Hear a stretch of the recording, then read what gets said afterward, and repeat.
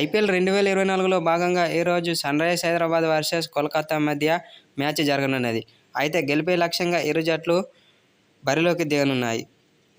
ఇరు జట్ల బలగాలు చూసుకున్నట్లయితే ఇరు జట్లు చాలా బలంగానే కనిపిస్తున్నాయి. అటు బౌలింగ్లోనూ, ఇటు బ్యాటింగ్లోనూ, అటు ఫీల్డింగ్లోనూ చాలా అద్భుతంగా రాణిస్తున్నారు. కాబట్టి ఈరోజు జరిగే ఫైనల్ మ్యాచ్ చాలా రసవత్తంగా ఉండబోతుంది. ఎస్ఆర్హెచ్ ఆటగాడైన అబ్దుల్ సమద్ను పక్కన పెట్టేసి అతని స్థానంలో గ్లెన్ ఫిలిప్స్ను తీసుకోవాలని కొందరు మాజీ క్రికెటర్లు అంటున్నారు. ఎందుకంటే మొన్న జరిగిన మ్యాచ్లో అబ్దుల్ సమద్ డకౌట్గా వెనుదిరిగాడు. ఎటువంటి పరుగులు చేయకుండానే 0 పరుగులతో పెవిలియన్ బాట పట్టాడు.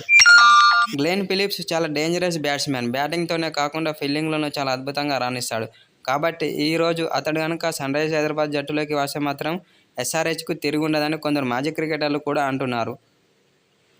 కాబట్టి ఈరోజు జరిగే ఫైనల్ మ్యాచ్ రసవత్తంగా ఉండబోతుంది. కాబట్టి అతన్ని కనుక జట్టులోకి తీసుకుంటే మాత్రం ఎస్ఆర్హెచ్కు తిరుగుండదని ఎస్ఆర్హెచ్ యొక్క అభిమానులు కూడా అభిప్రాయపడుతున్నారు.